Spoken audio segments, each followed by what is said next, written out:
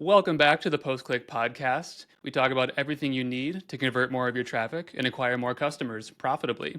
I'm Ryan Doney. I'm the CEO of PageDeck. With me, as always, is Kanika Misra, and I am the owner at Better Growth, full service CRO agency. Love it. Episode number 2, and we are going to start with what I'm sure is going to be a recurring topic on this podcast, and that is landing pages. Especially for me, someone who lives in landing page world 99% of my time. We have a lot to say about how to use landing pages to acquire more customers. How can you optimize the performance of your ad campaigns? This is going to be just landing page 101. Like if you are starting from complete scratch, what do you need to know about when you need a landing page, how to build it, how to test it, all of that good stuff. So, to that end, let's get rolling. I think the first obvious question is, do you need a landing page? And the answer is not always. It depends a lot on, the size of brand you are, how much traffic you're driving. How do you think about this, Kanika, when you're describing to people when you actually need to start building landing pages? I think that unfortunately, like most others, there's not a one size fits all approach here either. And the reality of it is just like we spoke about in episode one. And if you haven't listened to episode one, go do that.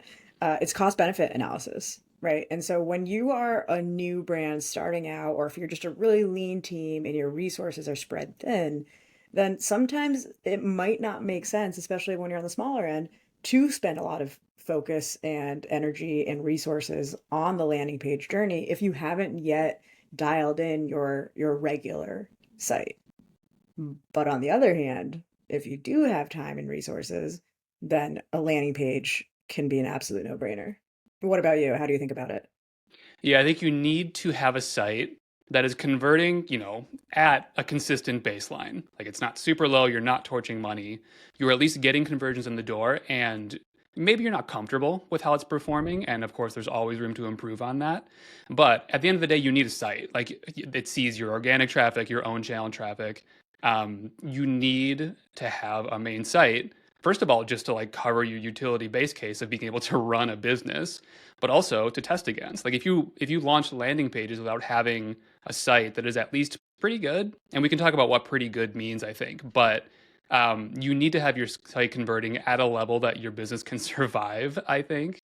And then you can start backing into landers, different funnels, different customer avatars, all of that good stuff.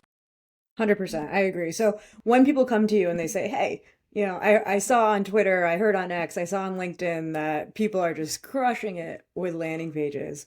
How do you typically help brands or their marketers start evaluating, am I ready now? I think I like to think of it in the context of what are the types of ads that you're using to drive traffic to your site? And then I'm going to talk within the context of ecom because that's basically the entire world that I live in. And maybe you can kind of step outside of that. But I mean, people spend so much time in D2C on testing different ads, different layouts, different hooks, different angles, all of that good stuff. So I think a really useful way for people to think about getting started with these landing pages is identify the ads that are your best ads. Like what are the hooks and angles and different creatives that are working really well? And you take your best ad and you send half of your traffic to where you normally would, a PDP, a collection page, something like that. And then you go and build a landing page behind that ad that you're splitting traffic between your normal destination and your new landing page. But the landing page reinforces the creative and the angle and the hook. And you start to see if you can gain more conversions by having a very customized, specific message after the ad in your post-click experience. And how do you typically, this is a number one question that I get all the time, so I'm sure you can predict what I'm going to ask. How do you split that traffic? How do you recommend people put 50% of the traffic to the landing page and 50% to their, original destination page? Yeah, I mean, this is always the question. You're right when people are getting started. Ideally, the split happens after the click. It happens via an A/B testing tool, something that can route the traffic after someone clicks on the ad. Because, and plenty of people do still split traffic directly in the ad account. They launch two different campaigns, two different ad sets, however they have it set up. The problem is the algorithm is going to target those ads in a different way. So you're never totally sure that you're getting the same sample of customers. And, again, we're going to say cost benefit analysis so much on this podcast, but you have to do the math of, one, can you afford an A/B testing tool? I say that as someone who runs a SaaS that has an A/B testing tool embedded in it. Um, can you afford to run that? But also, are you okay with a little bit of margin for error? Because maybe it's not perfect for you to run two completely separate ads and then test the performance of those things. But I think that is better than no testing. But at the end of the day, ideally, you're sending all of your traffic through one ad and splitting the traffic afterwards. What do you think? I was hoping this would be our first opportunity to fight, but unfortunately it is not. We are exactly on the same page there. 6 years ago, when I used to describe this to people, people didn't grasp that very well, right? They said, well, no, Facebook at the time, Meta now, has a built-in, destination page splitter. I'm just going to use that. That's, Facebook is so smart. The algorithm is so smart. Yeah, that's the point, is we actually need to almost scrape out the intelligence of Facebook because exactly to that point, Facebook is really smart. They're going to figure out the best people to send to ad set one or campaign one versus campaign two. That's the beauty of the algorithm. It's because that's why we all trust it so much, is they figure out how to optimize based on all the behaviors that happen, both when people see the ad and when they land on your site. That's why you have to have a pixel on your site, is to optimize for, the full conversion. Um, so yes, I agree that when you want to be really clean about it, you want to scrape out the algorithm, you want to make sure that you're trying to keep the same overall sample size audience. And then after the click is when they split, because the algorithm can't really figure that out, right? That feedback loop doesn't get to Facebook, which is a good thing for the purpose of the test. You get a clean, blind study, right? And that's what we do with A/B testing. Totally. I agree with you when it's early. It might cost benefit analysis. It's going to be cheaper, I think, in most cases. And you'll be able to kind of test that one-to-one better. What do you think is the biggest benefit for those smaller brands who might not really be able to spend the resources on the proper split test using a tool that will go 50-50? Yeah, I mean, I think it's just being able to actually move forward with things, especially when you're a small brand, you're getting started, you're trying to scale up at least to the extent that you can when you have limited resources. I think doing something is better than, sitting on your hands and saying, "Oh, well, I can't do this exactly the right way, so I'm just not going to." I think you're much better off still trying to move the needle and trying to make things better by putting in new variables, new landing pages, new whatever it is, as opposed to saying, "Okay, I'll wait 6 months until I can actually afford to run an A/B testing tool, hire an agency, whatever it is." Um, you have to make decisions. You have to move forward with them to try and move the needle.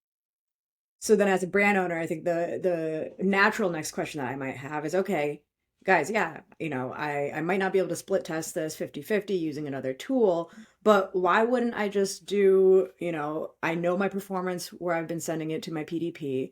Why wouldn't I just flip the URL and start sending traffic to my landing page and see how that does? Isn't it better just to kind of YOLO it in that way? How would you answer it if somebody said that?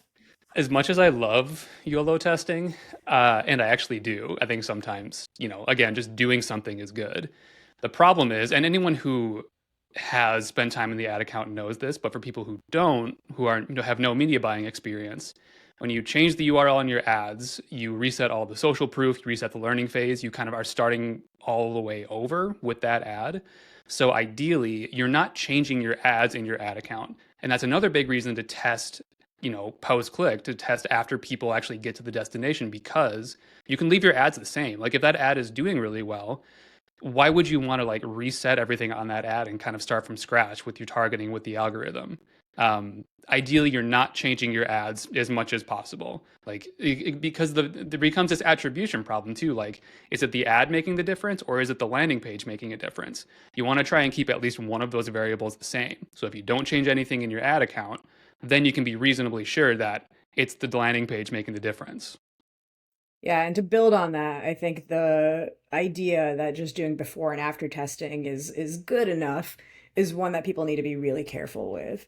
When you're really small and you're making big changes like offer testing, for example, you might actually be able to get pretty solid directional feedback, right? So if I'm offering, a 2-pack and then I just completely change the offer and it's like a BOGO 4-pack, right? Like those are two really different things. And I might be able to get pretty solid direction before and after if I'm small, right? I never recommend doing that if you're big enough to be able to spend the resources to properly test. But when you're so small, it is not going to make sense all the time and you still need to get some sort of feedback.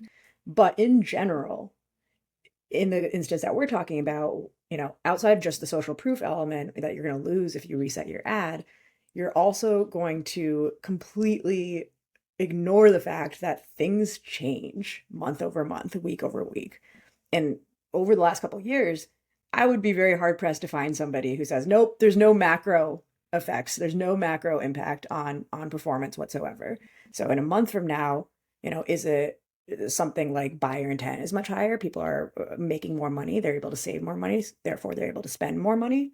Maybe. So you can't just run that before and after and attribute it to that landing page, for example, or to the PDP. Same thing with your creatives. You probably have other things going on. What if you're cranking on your organic social? What if you're cranking on, all these other growth efforts? And that's really what starts getting people to convert better. But because you just changed it very knowingly in your landing page or your destination page, you think it's the landing page. So yes, you have to do something, and I completely agree that there's the social proof issue, but the other issue is you might just be giving false attribution, which can hurt you long term. So I agree with you where you say, hey, you know, do 2 campaigns at the same time if that's the best you can do, because that's going to be better than before and after style testing any day. Yeah. Eliminating variables is the name of the game, no matter what type of testing you're doing. And the time horizon and the change in consumer behavior month to month, week to week, whatever it is real. I mean, imagine doing a test in October and then doing it again in November and like in the middle of BFC. I'm like, it's not going to work. Though it's not always that big of a swing, it happens month to month, week to week on a very regular basis. So keeping the time horizon in which you're testing the same for both destinations, I think is really important. And to your point, we were talking a little bit before the pod started. It's very brand and product specific as well, right? It's what if you have a product that is huge during Valentine's Day? You're going to see a different impact this month and probably, the last couple of weeks than you are in March or April or May when there's not really a couple relationship type of product, right? So it's so specific to your brand that it's going to be really difficult to time it correctly. So just don't do it. Hmm. Easy as that. Um, Real quick, I wanted to point out too is on the SaaS side, you can use all these same tips, right? We focus now on 90% D2C, about 10% SaaS, but we do a lot of B2C SaaS, right? So, or B2B to B2B to C. So at the end of the day, all these people are still consumers. A lot of the strategies, a lot of the tactics, a lot of the things that we will talk about today and going forward, if you can just make that slight adjustment in your mind to, okay, I'm not selling a box of cereal, but I'm selling a SaaS that allows people to convert their photos. Okay, you're still doing something. You're still providing a product or service. So you just need to get into the consumer's mind. And you started talking about that, Ryan, initially was what are they saying in their ads first that gets them to that next point? That's really what you need to keep kind of at the forefront of your strategic decision making. 100%. So let's say you're ready. You want to build landing pages. How do you build them? I am incredibly biased here because I run a platform on which you build landing pages for customer acquisition. So I'm going to lean on your opinions pretty hard here, Kanika, because obviously there are a ton of different solutions for this, and there's a ton of different reasons you would pick between them. I have used all of them. I have custom coded pages. I have used Unbounce and Replo and lead pages and Shogun, and just over the years gone through every single landing page building platform. You use multiple at your agency. How do you think about finding the right fit for building pages for different types of brands? Yeah, great question. And I think I can have more of an objective view because I don't have a page builder tool of my own. So I've been using landing page builders for over 10 years now, which is insane actually to think about. For stores for companies, for brands that are not on Shopify, Unbounce has continued to be the top of my list.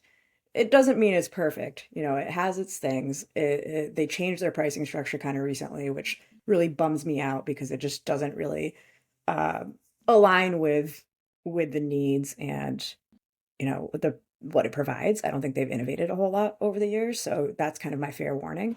But for the amount of flexibility they give you within being a drag and drop tool, it's awesome, and that's the reason that we continue to go back. They have some A/B testing tools within it as well, so you can test landers really easily right within Unbounce.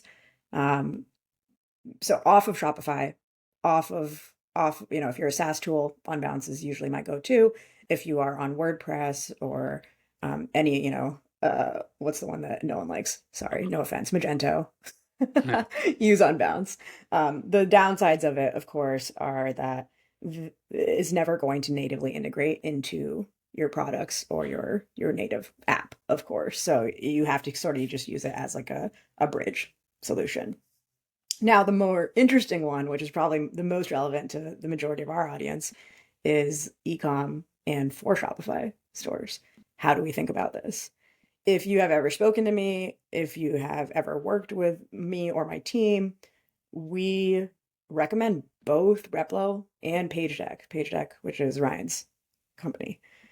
So Replo, the way we think about it is if you want all the flexibility in the world to build whatever you want and you have the resources to be able to dedicate towards using it and building on it, then that's like your main goal is to be able to have tons of flexibility, be able to, customize in whatever way you want, really get your brand strongly honed in on there. For us, we have a lot of kind of storytelling elements that we need that flexibility. And that's the same reason that we choose Unbounce over other page builders. If you want that type of thing, Replo for us is our go-to. Now, on the other side, there's PageDeck. PageDeck is really quick, really fast, really easy. So if you are a performance forward team that needs to get things up quick, you need to get things up cost effectively, you need to get things up ready to start testing and bringing in that data, PageDeck is a no-brainer. You can do that quickly. I think that you can get up a lander within like 30 minutes. Like if you have the content, you have sort of the research done, that's never going to be a shortcut, at least in my mind. If you have that, you can kind of pop it in, match it to your brand and you're ready to roll. So I would say if you're very, very like performance, let's go quick, PageDeck. If you're like, hey, we have resources to kind of customize more to kind of be extra for lack of better terms, Replo is the way to go. And the simple way that I look at it is Figma is to Replo as Canva is to PageDeck. What about you, Ryan? I know you're biased, but how do you look at these two? Or I guess all page builders, Unbounce, Replo, PageDeck. Those are the main ones that come to my mind, but there's probably more that you know of that you've looked at. Yeah. No notes. I did not pay Kanika to say nice things about PageDeck, I promise. Yeah, different tools for different use cases at the end of the day. Like if you are more design focused, more technical, you have like an expert on your team who is like has the capacity to do that. There's a tool for that. If you're a performance marketer and you just need to move really fast, you need to test a lot of different things really quickly, there's a tool for that. I think we'll leave it there for tools. There's Yeah, plenty of well, page one builders. thing I'm going to say actually, you just made me think of this, is that's a really good point, right? Is I am a performance marketer, I'm an operator at the end of the day. I couldn't build the landing page of my dreams on Replo because that learning curve is high. But I have amazing people on my team that can and will, and it's going to friggin' crush it. On PageDeck, as an operator, as a marketing operator, maybe to be more specific, I can get that landing page up, right? I can do the full thing. I don't need my team to do it. So that's a really important distinction, and it really depends on what you're looking for. Um, I will say like we'll be able to build more sophisticated features and functionalities in Replo, and that's the reason that we typically will do that with clients. But that's why they hire us, right? They hire an agency to be able to do the things that are really difficult for them to do in house. Anyways, let's I move think on. marketing operator is probably copyrighted. Hopefully, don't get a letter from from the guys over there. Choose the tool that lets you be productive, I think is all that matters at the end of the day. What's going to enable you to keep testing stuff, keep throwing out new ideas, new tests? So, given that, regardless of how you're building them, I think it's useful to have some mental framework around the different types of landing pages that you can build. And for me, broadly, it fits into two categories. You are either building pre-sale pages or you're building offer pages. Pre-sale pages, meaning that traffic hits the page, it is more of an education focused page, product benefits, or fitting content to a specific customer cohort. It's very specific messaging for a very specific person, but they're not buying on the landing page. Like they are linking to a PDP, they're linking to another page on your site, maybe even another landing page that is an offer page. A pre-sale page just serves to be a pre-sale, like get people more warmed up, especially if you're driving a ton of like top of funnel cold traffic. That type of traffic needs more education and more info before they're ready to make a buying decision, as opposed to an offer page, which generally has a product embedded right into it. Generally, if you're building a landing page around this, I found that it is a specific offer to the landing page, so not something that people can go and claim on the main site, a bundle, a tiered discount, a BOGO, whatever it is. You're trying to back into how can you get a higher revenue per user on that specific offer, as opposed to sending people right to your main site, to a product page. And we can break that down a little bit more, but in terms of two broad categories, does that make sense, Kanika? It does make sense. I think I look at them a little bit differently, but that's a really good way to kind of have a beginner slash easy differentiation between the two. There's, I think, far more to break down inside of pre-sale pages. So these are Hmm. listicles, advertorials, hero product pages that don't have a product embedded, things like that. I recommend listicles so much to people who are building their first landing page because layout is very simple. At the end of the day, you have headline, image copy, image copy, image copy, CTA. Like it requires you to focus so much on the messaging and the creative that you put into that page, while also having the benefit of being a really simple format for people to read. Like you're not generally going to mess up the design of a listicle so much that the layout of the page itself is a limiting factor in whether or not people are converting off of it. I think that's really important when you're building your first page, because if you're trying to like piece together this really complicated layout that can get really jumbled, has confusing information hierarchy, it requires less thought. And you're very simply just going, what is my angle for this page? What's the main headline?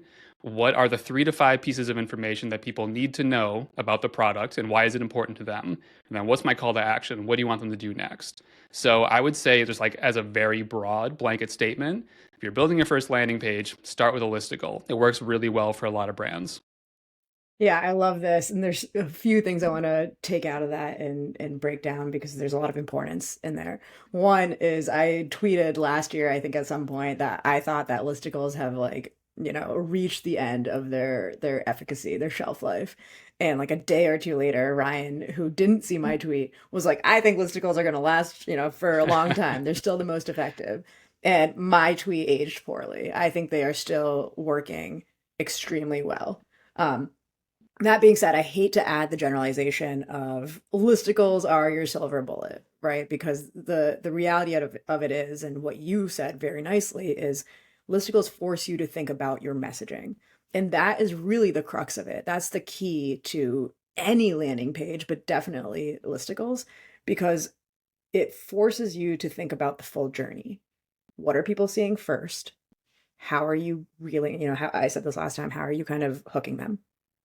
Then the listicle needs to build on that. But it can be simple, but there is an art to making it simple enough to learn and understand quickly, but compelling enough to not just be like this copy and paste that you just took the same bullet points that you have on your website and threw them in, right? You have to really understand that journey. And then I think where we sometimes might have a different approach, but you probably have tested this as well, is you can have people buying right from a listicle. They could go, to the bottom of that page and maybe you have that buy box section or that offer section and you link that straight to checkout. We have seen that work.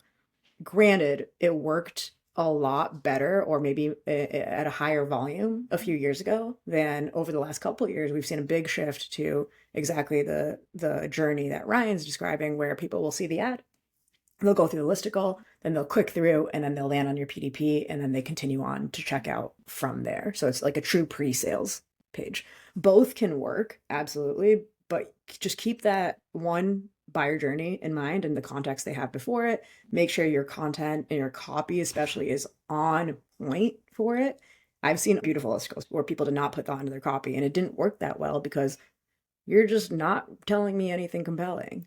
I've also seen the opposite where it's really ugly, but they put a lot of thought into their copy and boom, that thing is crushing it. So make sure you're doing that. And then two, make sure you're testing. You can test going to your PDP or going to your site afterwards. You can test just having it be a actual sales page where they go to checkout. Yeah, it forces you to focus on the right things, which is really good copy, really compelling messaging, as opposed to kind of messing around with the design details for weeks and weeks, which is just at the end of the day not going to move the needle for you. I'm glad you said putting a buy box right on your listicle. It can work really well. That is one of the first tests that I recommend people do because that is a fundamentally different customer journey. Like, are you linking, whether it's a listicle or a different type of page, your landing page to a different page, to a PDP where they're then buying, versus having it right on the listicle and you're asking them to purchase right away? Totally different. And we tested it a ton, depends on the brand, depends on the offer, depends on the type of customer. Like, all the more reason to test these things and commit to 3 or 4 iterations. I think the conversation around landing pages for a little while, 2 or 3 years ago when they first got popular in e-commerce, became that just by merit of you launching a landing page, your conversion rate was going to go burr, you were going to scale to the moon, it was going to be great.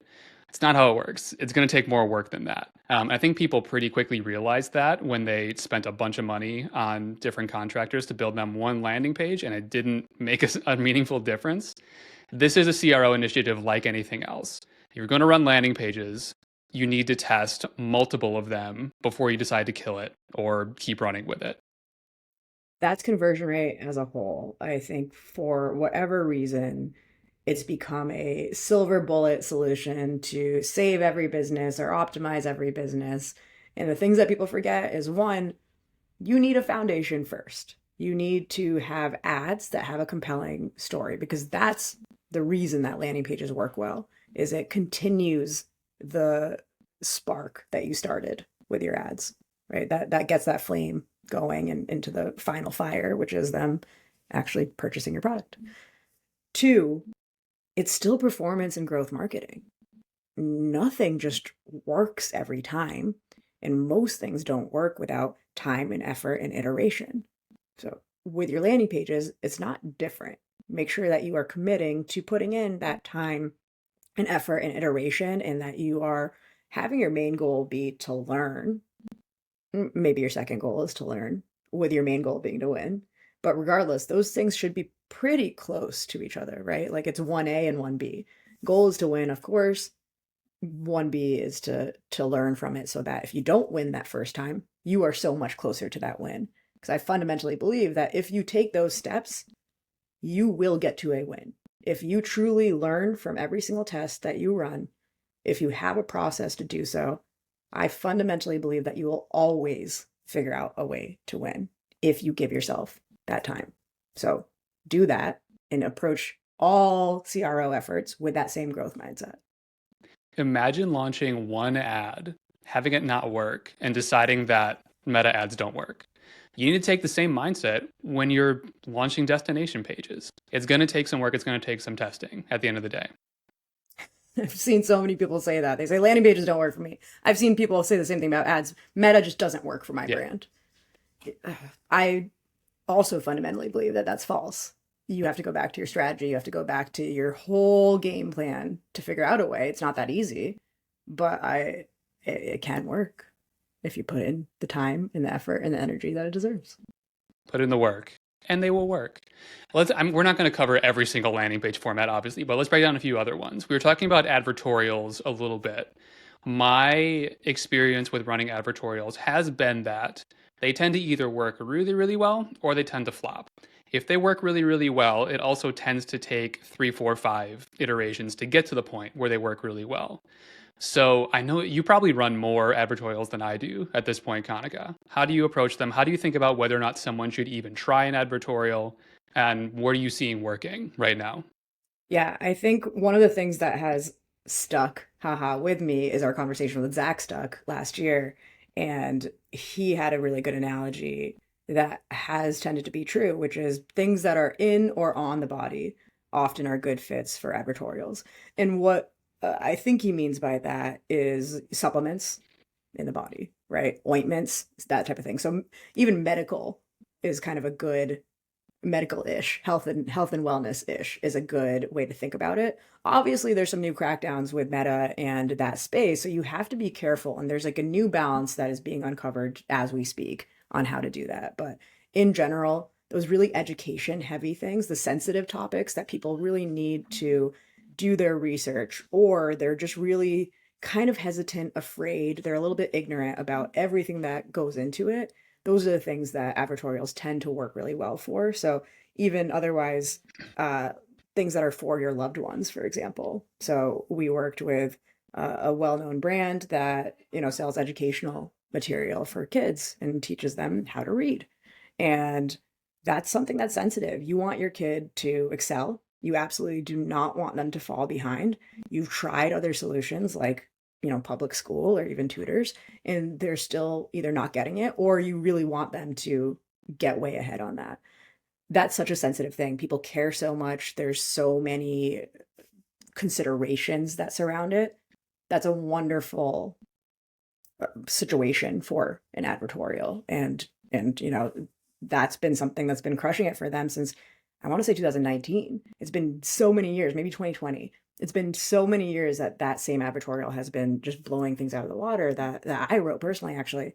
And it's just going through that journey of talking about those obstacles, talking about those fears, but also the picture of success. So advertorials as a whole are incredible storytelling machines. But the point that you were also getting at, Ryan, is you have to be really strong at telling a story. And that's why it can take multiple iterations and it can be really difficult. Sometimes they just flop if you don't have that skill set and the right product fit for it. What about you? When do you see these work? Skill set, right fit are the biggest things. Aside from the on and in the body thing, which I think is a really great place to start, I think you need to have a customer that likes to read. And what I mean by that is if you are selling, supplements to women 50 plus, that customer is much more likely to get through an advertorial and piece through all the information that you're presenting to them in text format, in long form text, versus, someone who's 25 coming from reels or shorts. Like you're likely not going to sell a whole lot of, men's supplements 25 to 30, like maybe even 30 plus. Like that customer does not like to read a bunch of stuff. They want the offer and some pictures. They want to know what they're getting. So make sure the product is the right fit. Make sure your customer is the right fit for that type of content.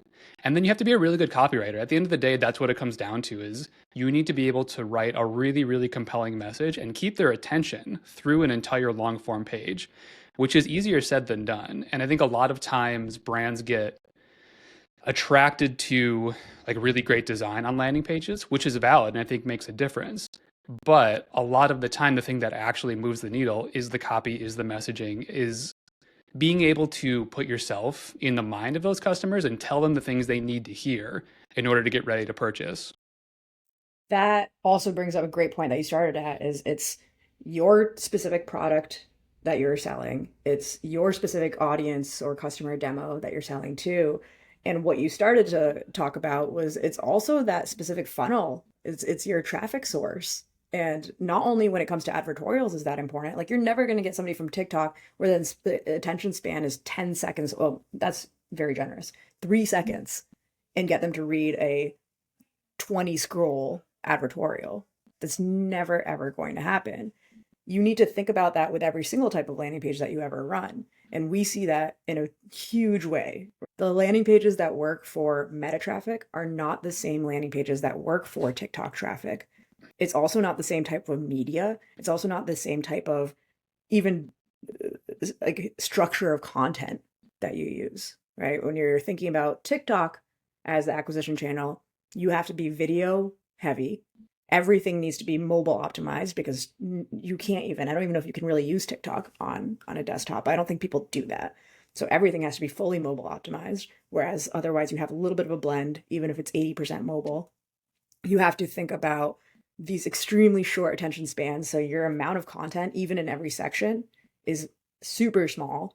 And the page as a whole has to just get to the damn point really fast. So you are condensing everything, and editing things down is actually often harder than having the room to speak a lot.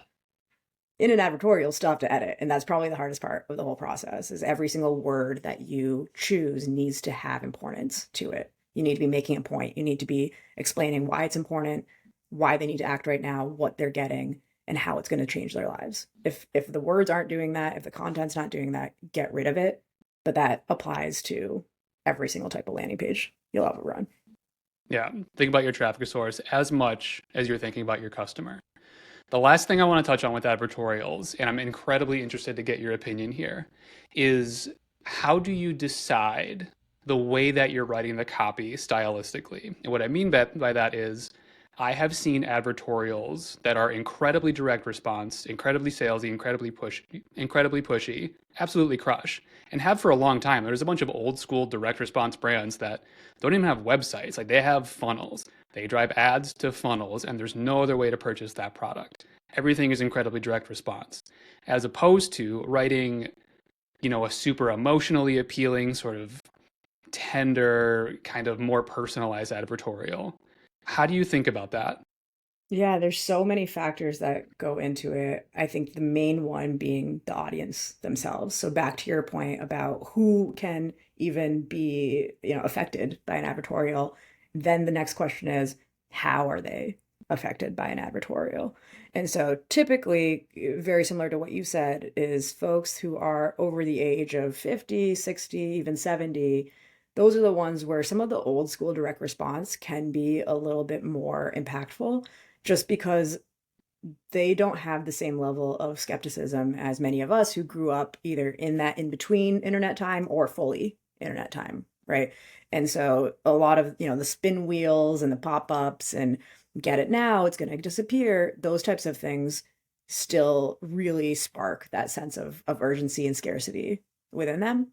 But at the same time, that can work for younger audiences as well. And that goes back to what I was saying earlier about what are you selling and how sensitive is it, right? So like we all know that there's fantastic pet brands out there, and there's some that have blown up using advertorials, and that's because they know that everyone cares so much about their dogs that they will do anything for them.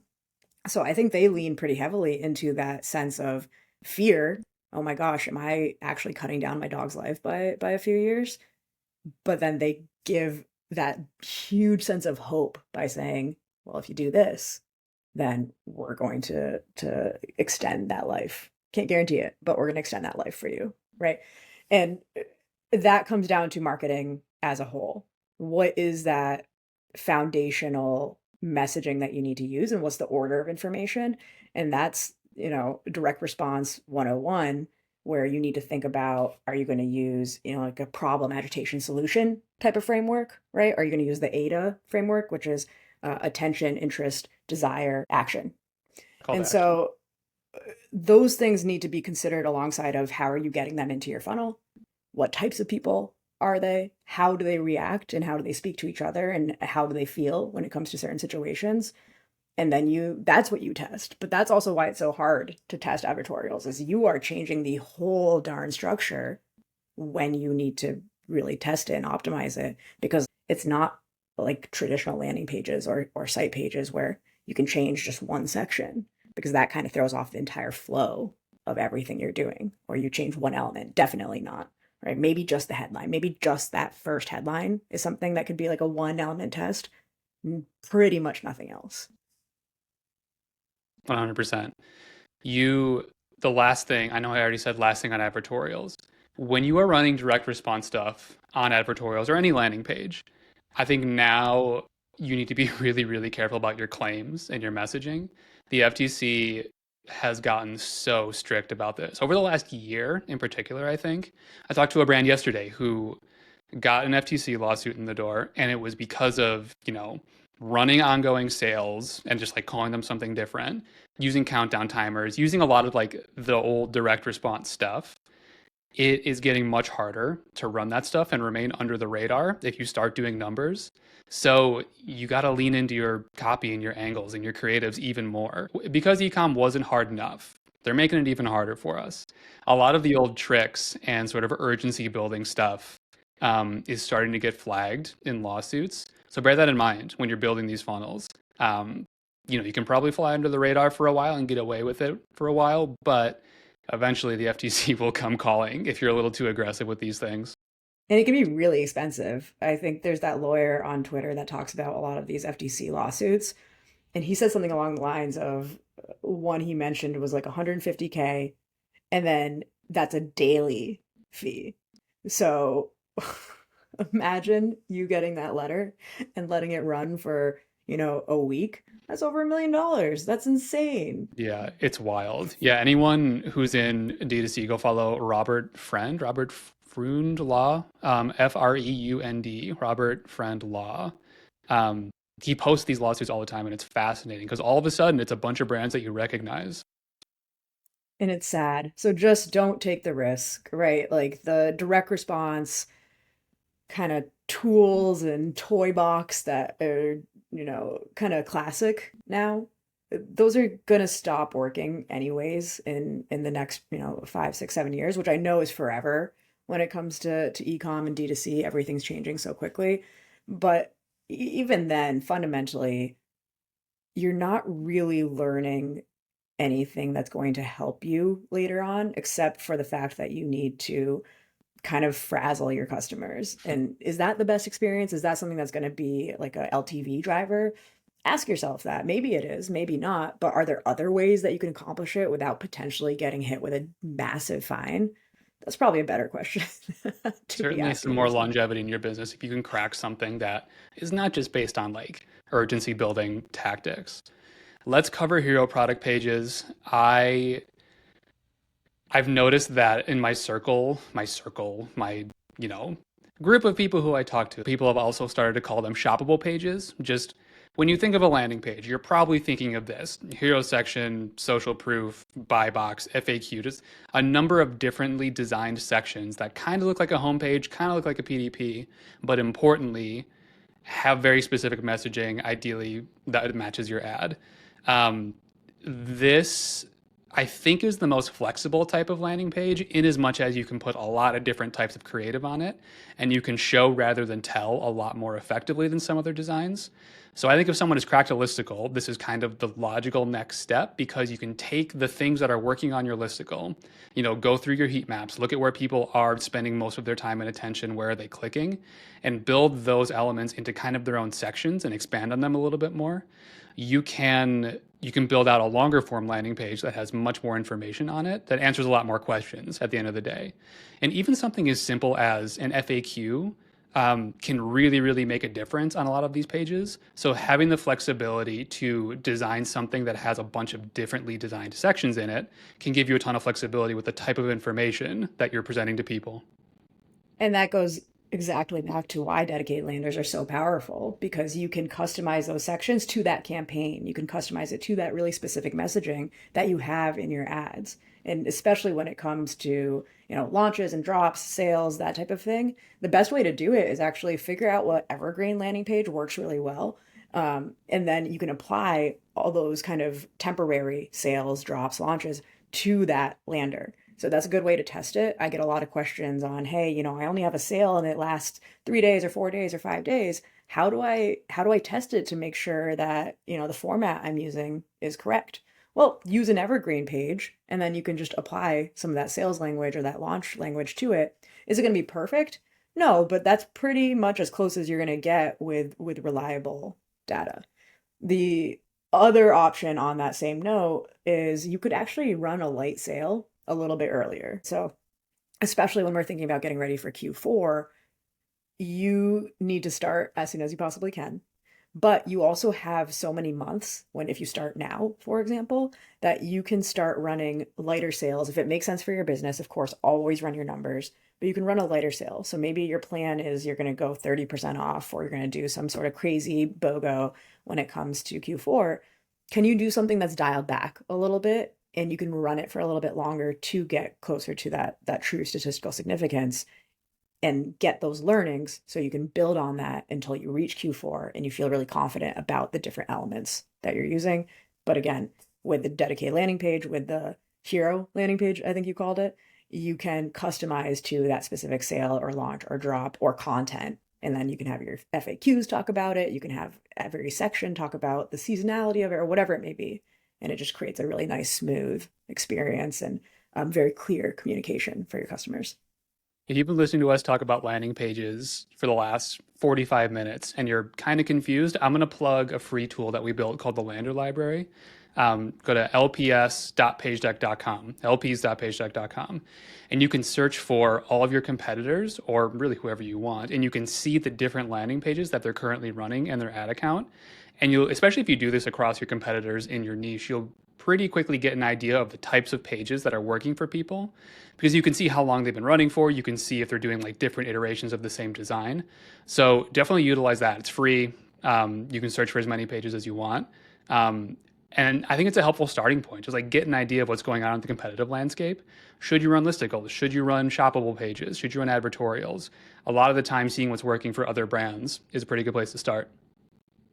Yeah, I'm not going to fight you too much right now with just copying and doing the tactics because I really still believe that you have to have your own strategy dialed in. But again, inspiration is good. And I actually didn't know that library was free. So absolutely go use the heck out of that. That's very cool because it's relevant and it's recent. Because to my understanding, you guys are pulling live pages, right? So it's not like the Yep. old stuff that might be completely irrelevant now. Yeah, every time you search, it gets pulled all over again so you see what's live. It's research, Kanika. Competitive research is part of research. You love research. Fair enough. You're right. I do love research, so you can research it, but that doesn't mean we're not giving you permission to just go and copy and rip them off. Don't do that. Apply it to your own learnings and brand and all the other great research that you're going to do to get ready to start testing your landers. And to that end, testing your landers, I think if we're going to wrap this up in a way that makes sense. So you have all these different formats, different tools to build. You know that you need a landing page. If you're going to go and get started with, what do I build first? How do I test these things? I think it is useful to think of it in two buckets. I'm describing things in two buckets today, I guess. The first being building very specific funnels for very specific ads. This is kind of what we've been referring to for most of this episode, where you have, a specific ad angle, creative customer, best blanket for hot sleepers. You go and build a listicle, a shoppable page that speaks to why it's the best blanket for hot sleepers, as opposed to the other bucket, building more evergreen stuff that is an optimized version of an evergreen page, meaning that it doesn't necessarily have that very specific cohort messaging on it. You instead choose to spend your time on optimizing the layout, the creatives, the order of elements, the information hierarchy, kind of the more nuts and bolts CRO stuff. We've found that in general, if you're just getting started, it works best to start with the very specific cohort landing pages because you can identify specific funnels that convert above baseline versus sending everyone to a general page. When you're at scale and you have hundreds of different ads that you're trying to manage, that gets a little unwieldy. I have not yet seen an AI tool that can do that effectively at scale. So, you take a bigger brand like a Hexclad. They, for a lot of their run up to nine figures, ran all of their traffic to the same landing page. It's a pre-sale landing page. It did not have specific messaging on it in terms of the customer. It just surfaced the most important product information, the most important product benefits. And that then allowed people to enter the site more educated, more qualified to purchase. So cohort specific landing pages and funnels versus more evergreen pages. What do you think? Yeah, I think I'm opposite of you Yeah. actually on this one. So, really quick though, so you're saying that in the Hexclad example, they did the opposite of what you're saying. They went really general first and they just used one, and then later on, I don't know what they're up to now, but later on, maybe they did the more Yeah, I mean, custom more general specific ones. first, meaning that they were doing, you know, upper eight figures at this point. Like they were still a big brand at this point. It's not like they were starting from 10 million or something like that. Okay, and then in your example, what you say you prefer is going more content specific first, so you're really building it for each different campaign or however people have their account structured. You're building a different page for each of those, and then later you become more general. Am I understanding what you're saying? That's how I approach it. Yeah. Okay. So I actually think about it the opposite way.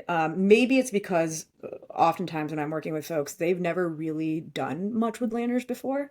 And so to me, you're never looking for a single lander that's going to rule them all, right? To your point, you are trying to find the different funnels, you're trying to find the different experiences that work the best for each of their separate funnels, right? So depending on how they have things set up, this is where it can get really kind of complex because it depends on that overall strategy. Do you break up your campaigns by content type? Do you break up your campaigns by like audience? Do you break it up by content strategy or overall messaging angles? That can be really different amongst all brands. So that is sort of another conversation for another day. But either way, you want to find the landing page that matches the way they're thinking about expanding their brand and growing their brand the best. To me, the best way to start is take whatever you know is working well, right? So you have a campaign, maybe it's a mix of stuff, but they have a really similar overall message. Okay, great. My first goal is figuring out what style of page, what style of communication works the best for that largest amount of people. Because then what we can do is say, great, now you've got an ROI quickly. Once we find a winner there, you're optimizing your main channel. And then you can take that winner, apply it to that full campaign. And to me, that ROI comes faster. You're making a bigger swing, you're making a bigger win because you just have more volume there. So you're just making more money more fast. Then like the best way to do it is kind of just start testing that same evergreen page amongst your other campaigns and see where it hits and where it doesn't. Where it doesn't is kind of the next place to plug the hole, as long as it has enough volume to justify that resource back to that cost benefit analysis. That is the most simple way that we have found works, is first start with this kind of evergreen generalized so you can get the most bang for your buck the fastest, and then start really kind of whittling it down to where does it work, where does it not work, and then plugging those holes with these more custom pages. The one thing I will say that I really agree with is when it comes to like a extremely specific sale or one specific message, for sure you should start with, that customized. But to me, in order to get to that customized landing page, you start with an evergreen and then you build on that. Disagree Interesting. with me? No, the methodology makes sense, and I think it can, of course, it can work both ways. The reason that I tend to push people towards campaign specific landing pages first, because those brands are working with limited budgets generally, and we have found that it's consistently easier for them to find a win, to find a page that converts above baseline by having a very specific message for a very specific brand. And they've already done, in this scenario, the testing for which of those cohorts, which of those campaigns works best by testing different ad creatives. So you go and you lop off your best converting ad and you build a page that matches that ad, assuming that the creative angle and the hook for the page is going to be consistent. Like you've already proven that out through your ads. So now what you're testing is the type of page, is the messaging itself, is the order of sections, whatever you want to do. So I'm kind of in this scenario taking it as a given that they've already identified a specific type of funnel that's going to work. Now we need to find out what type of landing page will speak to that customer best. Agree. So then we're actually kind of saying the same thing. I think so, but minor differences. I think that's okay. I agree that both can be a good starting point. It's really going to come back to your strategy. How are you thinking about your growth in general? How are you thinking about expanding your TAM? That's really a big piece of how I think about this. And maybe that's part of where we differ, is I want to get everything that's existing as dialed in as possible, but start with the biggest bang for your buck, then start breaking it into your smaller cohorts, but sort of in parallel while you're testing new ad creatives to hopefully expand your TAM. That's when we can really dial in these different cohorts and then apply that later to once you figured out the new audiences or the new angles or whatever may be working. That can get a lot to manage and to deal with. And it is so, so dependent on your overall strategy that you gotta have those teams, those people talking in a really good Yeah. way or a really consistent way, which can be difficult. We should do an episode only on this. And maybe this would be a good one for Zach, because to me, it's separation of concerns where you are testing angles and creatives and different customer cohorts in your ad account with your ads. When you identify the ones that have, say good in-platform metrics, that they're getting a ton of attention, people are clicking through, but not necessarily meaningfully different conversion numbers at the end of the funnel. That to me seems so obvious that you go and plug in a landing page that echoes what's in that ad, but makes the post-click experience better. And then we have found that it's just going to consistently move the needle faster than trying to step through a ton of different iterations. And as you Yeah. said, I think we're like kind of talking about the same thing in different ways. Yeah, because I But fully 100% agree with what yeah, you just said. Same yeah. same exact approach is Like at the end like of the day, separating ad performance from landing page performance. And when you have an ad that looks strong but isn't necessarily leading to more revenue, landing page. that's one point that I wanted to make in this episode for sure is it always starts with your ads. If you do not have your ads in a decent spot, and Ryan said this earlier, you might not be super happy with it, but they have to be decent because the reality of it is if you don't have it tested through in ads, there you have no even possibility that it's going to suddenly win on your landing page because you don't know if it's even winning on your ads. So if your costs don't make sense on just the ad side, like, and then again, maybe ads people are going to fight me on this one, but I do think your soft metrics are good indicators. So if your like click through rate is horrible, if your CPCs are extremely, extremely high, right? This, and again, maybe I'm aging myself. I haven't run an ad myself in many years, but those to me are always good indicators that, okay, I can drive attention. I might not be getting them to convert afterwards, but I'm really driving this attention and this demand. If that's happening, then cool, that's a good time to start looking at landing pages. If everything just isn't making financial sense, if you cannot get your ads at a baseline to just be okay, then it's not landing page time yet. You got to get your ads dialed in to a financially stable spot. You don't have to be pumped about it, but they have to be financially stable because otherwise you're dead in the water. The costs don't even make sense when they get to the landing page. They're certainly not going to make sense after the landing page and at the actual conversion point. So make sure your costs make sense at the ads, that very first step. Then the goal of step two is to make them hopefully better, but it's not gonna really suddenly make your ad costs less. It's just going to make it more efficient at your conversion point. So to maybe make that a little bit more simple, if it's too expensive on step one, it's not going to get cheaper on step two. If it's okay at step one, then you have a chance at making it okay for really step three, which is the final conversion. I Maybe a think little bit too much jumping around, but hopefully that makes sense to someone out there. I think fantastic advice to end on. Um, Hopefully, this was helpful if you're getting started with landing pages and you're wondering if you should get started with landing pages. We'd love to hear from you if you think landing pages don't work, if you tried them and they're underwhelming, if you're crushing it with landing pages, reach out to us. We don't have anything for the show yet. That'll be coming, I'm sure. But I'm at the Ryan Doney on Twitter and on LinkedIn. Where can people find you, Kanika? I am Kanika_Misra on Twitter/X and LinkedIn. I think I'm just Kanika Misra, but I'm sure there's not too many of me out there, so you'll search me and find me. All right, thanks for listening to the Post Click podcast. We'll see you in the next one. See ya. Thanks.